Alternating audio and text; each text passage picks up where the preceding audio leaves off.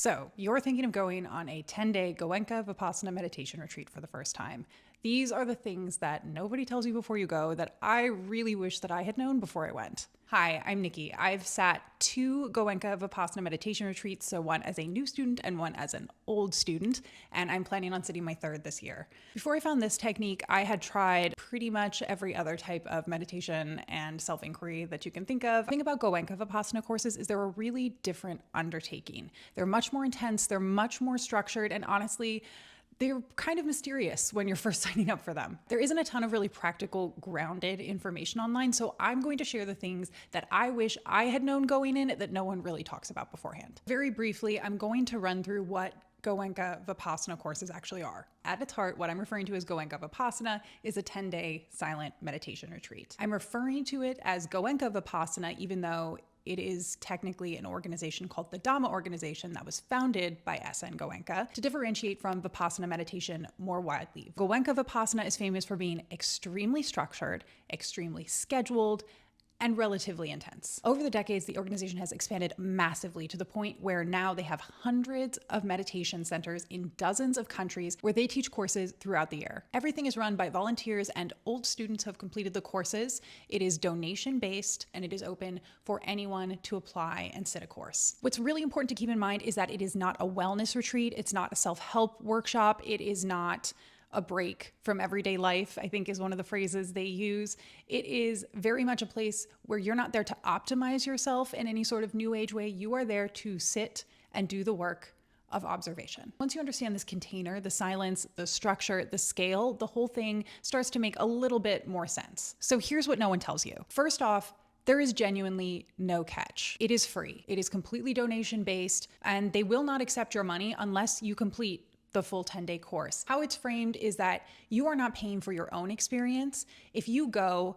and you feel like you got something out of it, then what you are doing is you are paying it forward. You are paying for other students to come and have the same experience that you found value from. And if you didn't find any value from it, keep your money. Okay, next we're gonna get into something a little bit more practical, what to pack. You will get a packing list when you sign up for a course, but there are a few things that I think are actually super, super important that maybe are not emphasized enough in the packing list. Number 1, bring cushions of any sort. If you can get a backjack, backjacks are amazing. They do provide cushions. So if you don't have anything, that's fine. There will be plenty of things provided at the center, but bringing a bunch of your own stuff that you've already sat on, ideally, it can really make a big difference. And no matter what time of year you go, whether you're going when it's warmer weather, when you're going in a cooler climate at a colder time of year, bring layers. Your body will do some wild stuff. You will have chills, you will overheat at the weirdest times when it makes no sense with what's going on in the weather.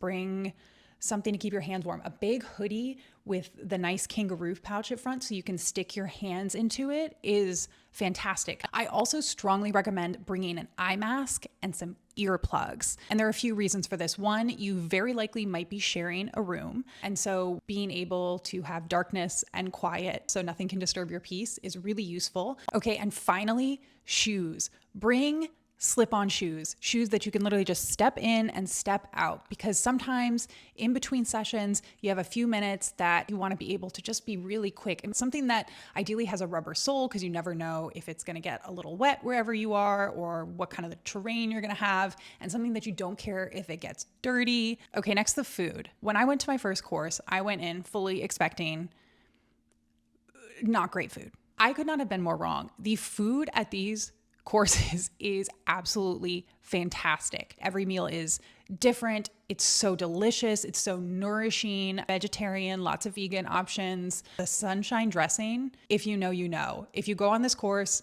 and you try the sunshine dressing and you know what I'm talking about, leave me a comment. It's not a cult, but if there's a cult following, it's for the sunshine dressing. Let me put it that way.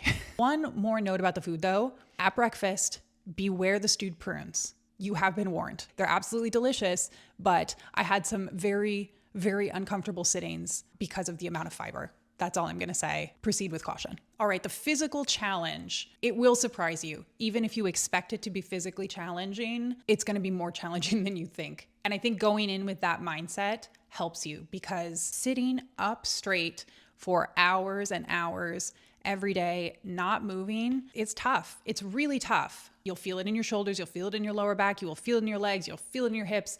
Things will fall asleep. Things will start to seize up, but you can do it. People from all walks of life, all ages do it. Don't be afraid of taking naps. You're not supposed to practice yoga or anything like that, but don't be afraid to, stretch it out a little bit. And then, of course, the thing that you probably expect, but it's always going to be different than you expect, the mental challenge. When you are doing it, the mental junk drawer will open and no one can prepare you for what is hiding in there. Obviously, there's extreme boredom. You are cutting off basically all sources of dopamine, cold turkey. Your brain is going to scramble for things to fill the void, and it is going to pull out intrusive thoughts, memories that you haven't consciously recalled your entire life. Oh my God, the songs that looped in my head. I have a visceral reaction now when I hear certain songs like Hips Don't Lie by Shakira. And then the emotions that come up. Anger, grief, restlessness. It's wild. And that's the next thing that you should know is that truly, everyone is way too busy with their own experience to be paying attention to what's going on with you. Everyone who's an old student or a teacher there or a volunteer there has gone through exactly what you're going through. They are not there to judge you. They're not there to surveil you. They're just there to guide you and to offer any resources of help that they can. And the thing about the courses is it does not get easier in the way that you expect. When I went back for my second one, things that I maybe thought I had quote unquote figured out from the first time, completely new things showed up the second time. No two courses are going to be the same. No two people are going to have the same experience. It's just going to be different every time. Another really important thing that I don't think I've ever heard anyone say about these courses is keep in mind the first few days are not necessarily the most difficult. I really find that the middle days, personally, are more challenging. To me, that's when it starts to feel kind of long. The first few days, you're still kind of acclimating yourself. It's a little more novel. And the middle is where it starts to feel like, okay, I still got how many days? 6 more days of doing this. Just expect that it's not necessarily that you're going to go in and it's going to get easier as it goes. You will have good days. You will have bad days. Finally, people go into Vipassana meditation courses like this and they really want something profound usually. It may or may not change your life. And it's okay if it doesn't. Some people have kind of much more surface experiences, but that doesn't mean you're not going to get value out of it.